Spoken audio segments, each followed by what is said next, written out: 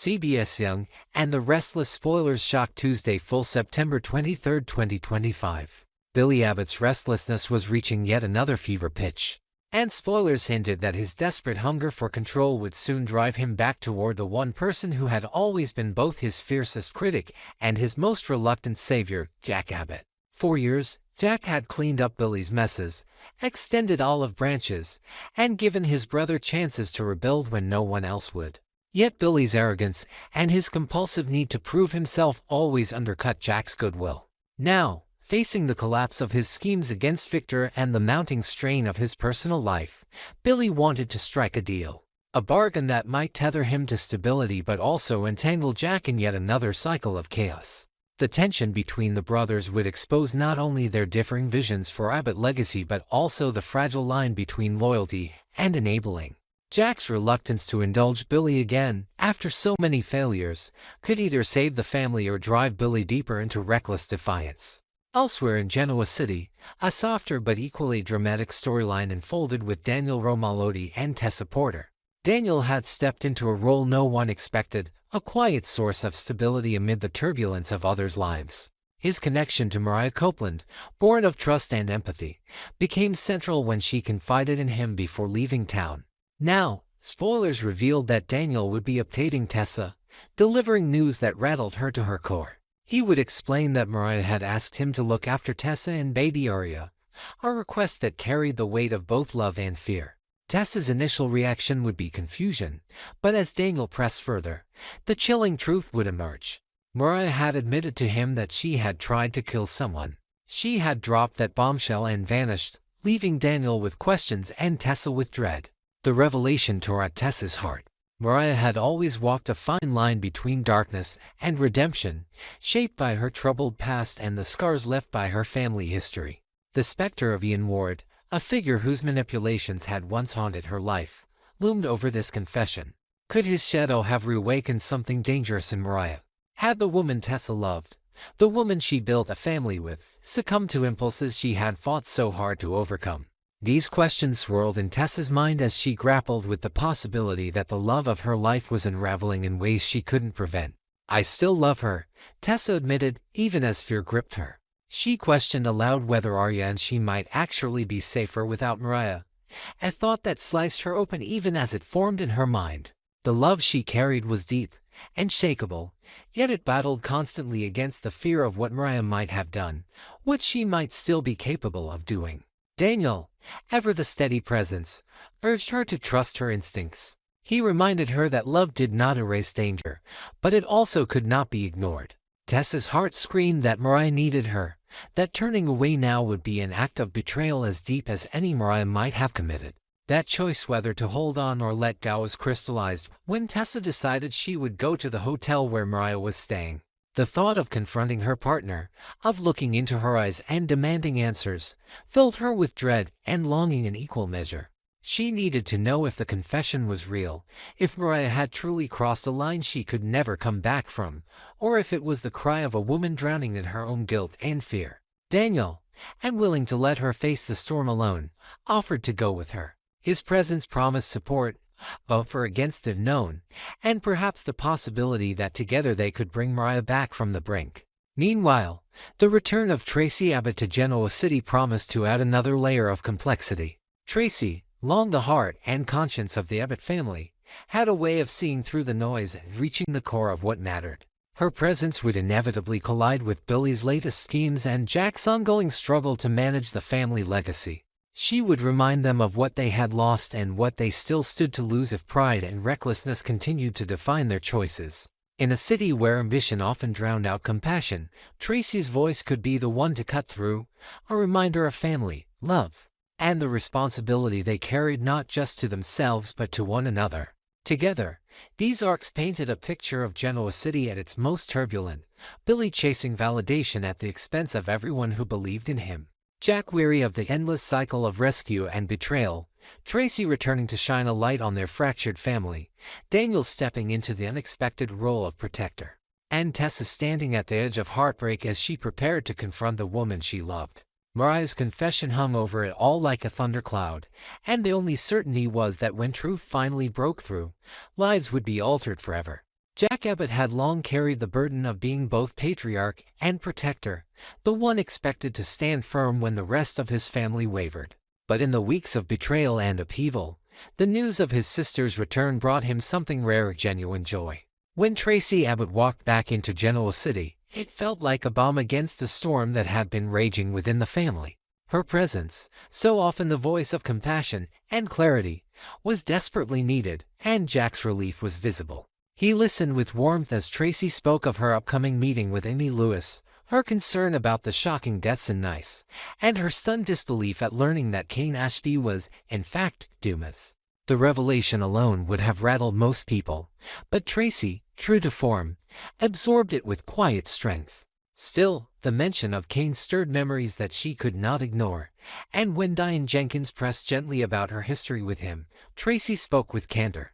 "He and I were very close after his divorce from Lily," she admitted, her voice tinged with nostalgia and sadness. "I think he really needed a friend at that time. For a moment, it seemed like he wanted something more, but I knew that wasn't right for either of us. After that, we drifted apart, and we haven't spoken since." It was a confession without bitterness, only honesty. As though Tracy had long since made peace with the fact that Cain was a man defined by conflict and reinvention. Yet hearing his name now, connected to deception and intrigue, unsettled her. She had known Cain in his moments of vulnerability, had once believed in his capacity for loyalty, and the thought that he had embraced darker paths filled her with a quiet dread. Diane and Jack did not allow the conversation to linger there. Instead, they told Tracy what she most needed to hear and yet least wanted to accept: Billy's latest spiral. They explained his reckless determination to use Cain as a weapon to reclaim Chancellor, the dangerous path he was carving not just for himself but for everyone tied to him.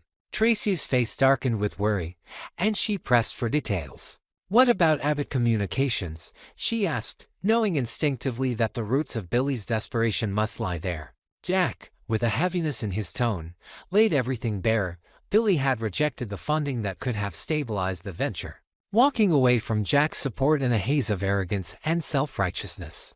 Abbott Communications, once envisioned as Billy's redemption, had become another casualty of his self-destructs. Meanwhile, Billy himself simmered with rage. The bitterness of his failures weighed on him like chains, and when he confronted Cain, the fury boiled over. The argument erupted, raw and vicious. Cain, unwilling to be dragged deeper into Billy's spiral, told him plainly not to let his obsession destroy his personal life. "Don't lose your girlfriend over a business deal," he advised, but his words were like gasoline on fire. Billy's voice thundered back, "A business deal? I've lost Abbott Communications, I've lost Chancellor, I've lost everything, so you owe me, Cain. You owe me." It was the cry of a man unraveling, not of a strategist negotiating terms. Cain, rarely a man to cower, bristled with his own fury. He accused Billy of being so blinded by rage that he could no longer see clearly. "How else am I supposed to react when you pull the rug out from under me?" he shot back, his voice filled with equal parts anger and frustration.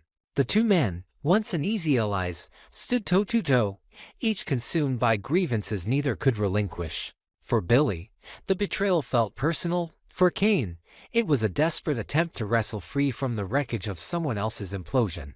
The confrontation reached its boiling point when Billy leaned closer, his voice low but seething with menace. He warned Cain that he knew exactly what game was being played, and he would not sit idly by. "And you won't like what happens next," he hissed before storming out, leaving Cain standing in the wreckage of their partnership. Cain's breath came hard, his fists clenched at his sides, and as the door closed behind Billy, he muttered that someone had to rein him in before his madness consumed them all. What made this clash even more tragic was the ripple it sent through the Abbott family. Jack, Diane, and now Tracy could see Billy slipping further into the abyss, blinded by his vendetta against Victor and too consumed by pride to recognize the wreckage he was leaving behind. Cain, far from the savior Billy imagined, had his own agenda and his own secrets, and aligning with him had only pushed Billy deeper into danger. The warning signs were flashing in bright neon, and yet Billy, as always, refused to heed them. For Sally, who loved him and tried to ground him, and for Tracy, who had returned to see her family fracturing again, the fear was not just of what Billy might do to others but of what he might ultimately do to himself. At the heart of Genoa City's tangled web of ambition, betrayal, and fragile reconciliation, sparks of new intrigue began to fly in directions no one had anticipated. Kane Ashby, long known for his charm that masked a complicated interior, found himself drawn into an unexpected rapport with Phyllis Summers. The banter between them carried a dangerous electricity to people who knew better than anyone else what it meant to dance with fire and survive the burn.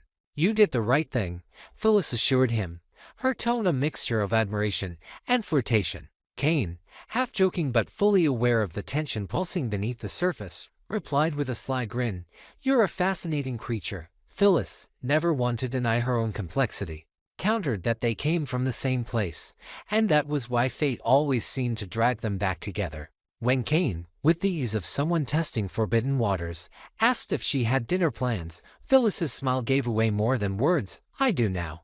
The implication hung in the air, heavy with promise and peril alike. Meanwhile, Billy Abbott's fury carried him straight to the club, Michael Baldwin following in his wake like a shadow determined to keep a powder keg from igniting. Michael's words were measured, pragmatic, tinged with the weariness of a man who had seen too many men like Billy go too far. He urged restraint, pleaded for calm, insisted that nothing could be gained by rash decisions. But Billy, his temper and his pride shredded, heard only provocation. "So you're here because your boss is afraid of what I might do," he snapped, his voice sharp enough to cut through the noise of the room. "Go back and tell him he picked the wrong man to push." The defiance in Billy's voice was more than bravado, it was the howl of someone teetering between vindication and self-destruct. The tense moment fractured when Tracy Abbott entered, her presence like a sudden calm breeze in a storm. She greeted Michael warmly, though the sadness in her eyes revealed her own worries. She explained that she had been meant to meet with Amy Lewis, but the meeting had been cancelled, leaving her untethered in a city buzzing with chaos. Her words had barely settled when the trio turned their heads toward the entrance, where Kane appeared with Phyllis at his side. The sight drew immediate unease, not least because Kane's charm seemed to have found a new outlet, and Phyllis wore the smile of a woman all too comfortable with dangerous company. Kane moved toward Tracy, enveloping her in an embrace that was both affectionate and unsettling. "It's wonderful to see you again," he said, the sincerity in his tone cutting through the years that had passed since their last meaningful conversation. Michael's phone buzzed, the message from his wife pulling him back to reality. With a reluctant nod, he excused himself, though not without Kane trailing close behind. Kane's parting words carried an oddly protective undertone. "Look after Billy."